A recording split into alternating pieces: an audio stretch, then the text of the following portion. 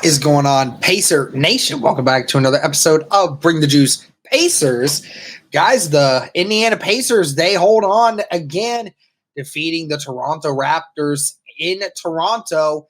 Well, a final score of 140 to 123. Actually, the most impressive win for either team against each other all year.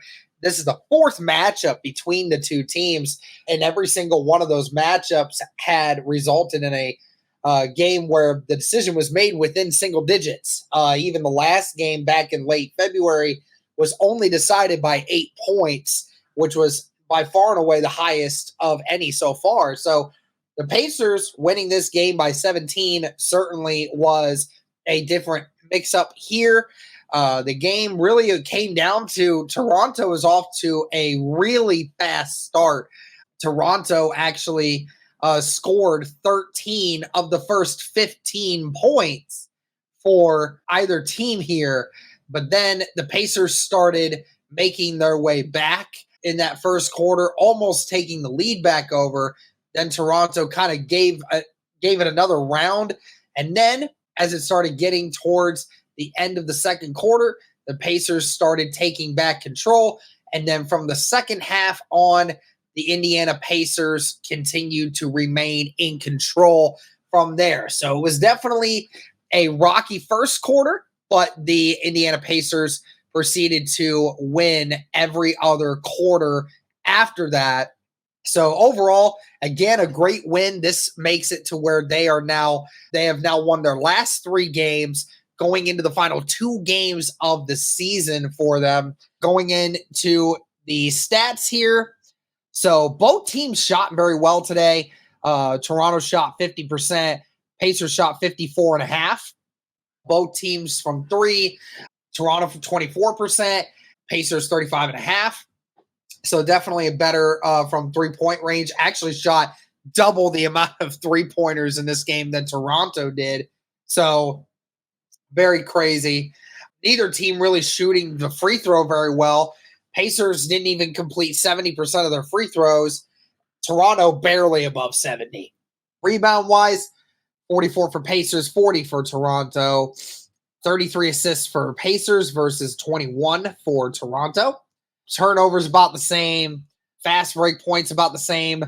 Obviously, Toronto was going to dominate in the paint. They had 10 more points from that perspective. Now, let's go ahead and hop into overall numbers today. Pacers, once again, some good and some bad with the starting lineup. Pascal Siakam, 16, 9, and 3, had 2 blocks, shot 60% from the field, was a plus 13 on the day. So overall, a great day there from Pascal Siakam.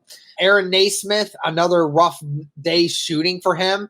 8 points, 4 rebounds, 2 assists, 2 steals, was 3 for 8 from the field, 0 for 4 from 3. So again, he actually made all of his interior shots.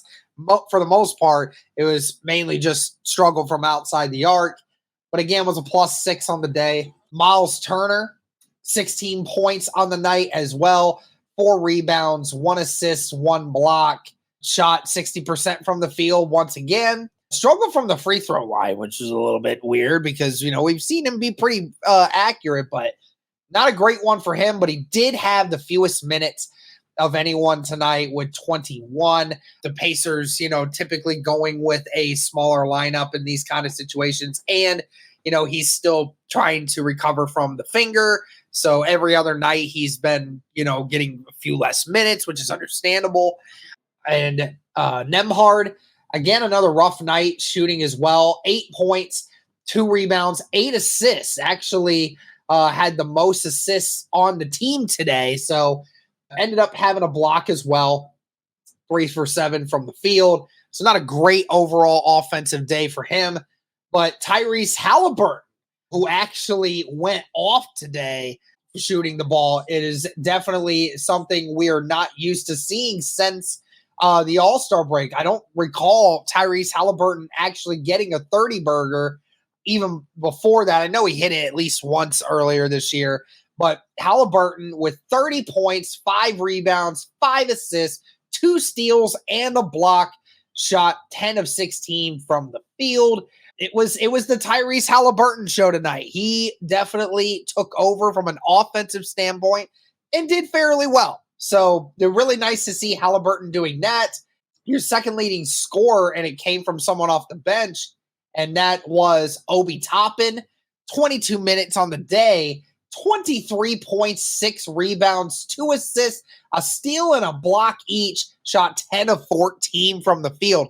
Obi Toppin has been putting together a string of games recently, especially on this win streak, and he has been going off.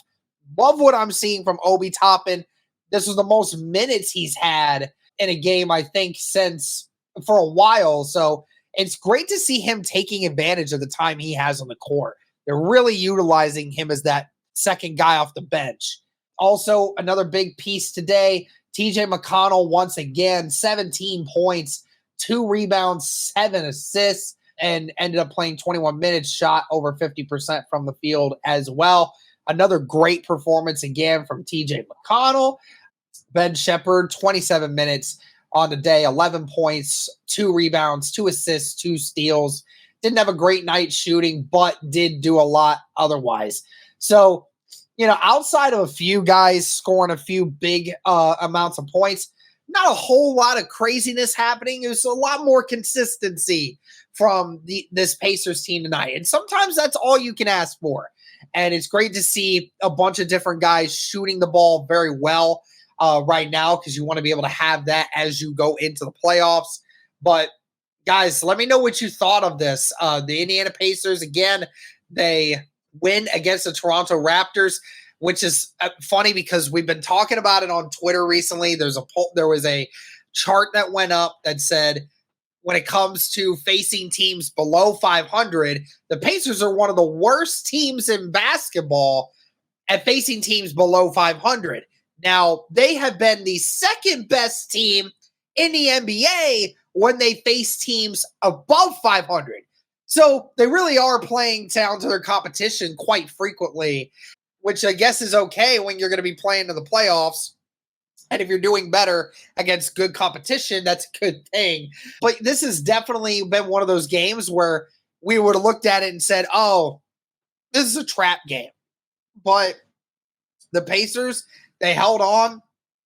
As I've said, they've won 5 of their last 6 games.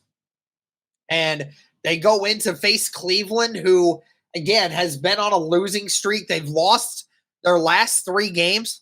They're going to face the Grizzlies, who, again, have not been great this year due to the fact that they've lost some players. But the Grizzlies always fight hard, and it would be nice to see Cleveland lose another game, because if Cleveland loses this game, they will have the same record as the Indiana Pacers going into that matchup. So it's a huge one. So let me know your guys' thoughts on this. Thank you guys so much for tuning in. And as always, go Pacers.